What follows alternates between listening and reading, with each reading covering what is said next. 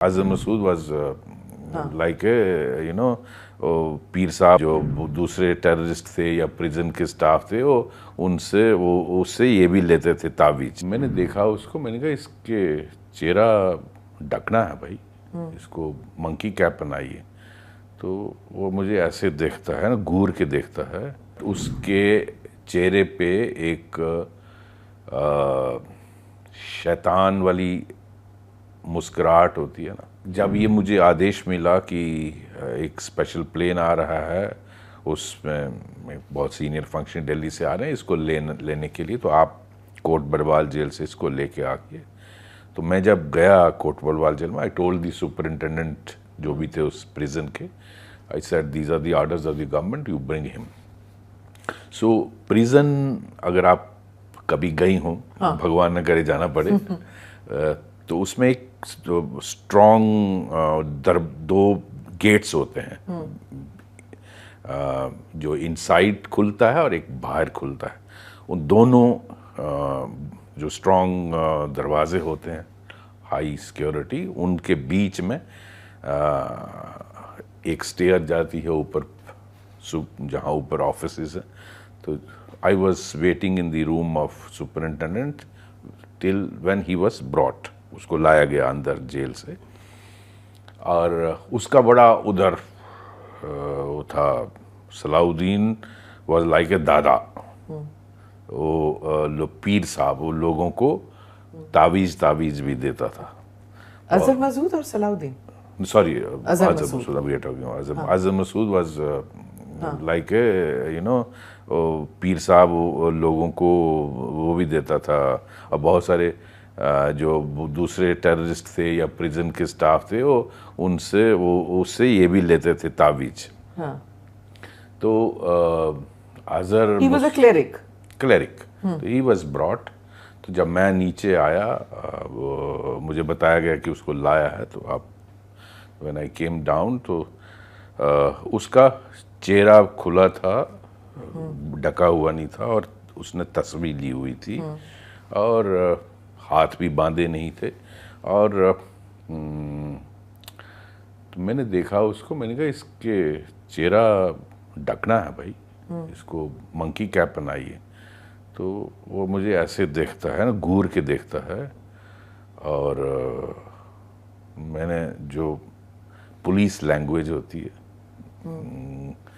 गाली देकर उस जो 2-3 PSOs थे मेरे साथ, इसको करिए। मुझे वो बोलता है कि मैं तस्बीह चला रहा हूँ।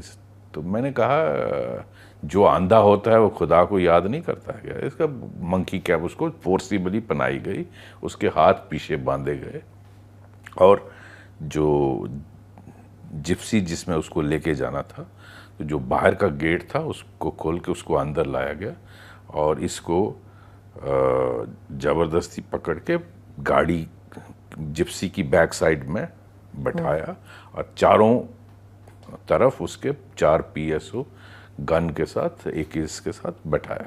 मंकी कैप इसलिए डाला गया ताकि उसको देखा ना जाए, media use, because there was lot of media outside. जो कोट बड़वाल जेल का आउटर गेट था, उधर बहुत सारा मीडिया था, और प्रॉबेबली खबर लीक हो गई थी कि ये 3 लोग रिलीज होंगे, और मीडिया को पता चल गया था कि वहाँ से लेना। बट मुझे इंस्ट्रक्शन थी कि इसका चेहरा बाहर नहीं आना चाहिए, इसका पता नहीं लगना चाहिए। Only Masood Azhar was in this jail. Masood Azhar was here.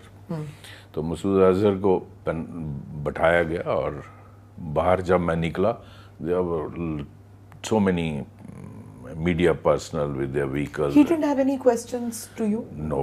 कि कौन रिलीज कर रहा है, क्यों No, रिलीज, no. कुछ नहीं। बट उसके चेहरे पे एक शैतान वाली मुस्कुराहट होती है ना, क्या कहेंगे उसको, वो समझ गया था। प्रॉबेबली न्यूज़ वाज आउट के उसको छोड़ा जा रहा है, और हाईजैकिंग में उसका, तो वो एक मिस्टीरियस स्माइल थी कि अल्टीमेटली आप लोग मुझे छोड़ रहे हो। He knew कि छोड़ेंगे। या वो लग रहा था। तो उसको मैं लिया, और शायद कोट बड़वाल जेल से टेक्निकल एयरपोर्ट जो जम्मू है, that must be around 15-20 kilometre होगा। तो मैं पूरे रास्ते में मीडिया लाइव टेलीकास्ट कर रहा था कि ये इसको लेके जा रहे हैं। आप उसी व्हीकल में थे? उसी व्हीकल में थे। और उसने कुछ नहीं कहा during that drive? No. He didn't ask कि कहाँ लेके जा रहे हैं? कुछ नहीं। एंड आई विश उसको जिंदा नहीं जाने देते। और उसको लेके गए टेक्निकल एयरपोर्ट पे एंड आई हैंडेड ओवर, जो सीनियर फंक्शनरी दिल्ली से आए थे उनके हवाले किया। और मैंने कहा सर ये इसको उन्होंने कहा बैठा, इसमें जहाज़ में रखवा दीजिए, बैठा दीजिए। तो उसमें बैठा दिया और उसके बाद वो ले गए। इसी तरह बाकी 2 को भी लिया गया। और फिर दिल्ली से आपको पता है वहाँ से फिर हमारे उस वक़्त के एक्सटर्नल अफेयर्स मिनिस्टर साथ गए थे और वो दिल्ली से कंधार लेके गए।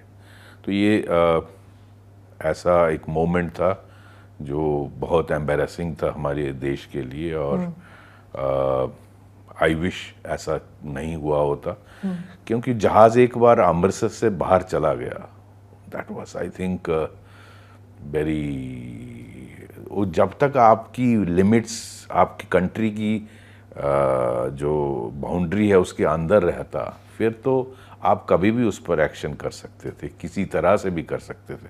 लेकिन एक बार आपके कंट्रोल से चला गया, फिर उस पर वहाँ उस जाकर एक्ट करना वाज नॉट पॉसिबल।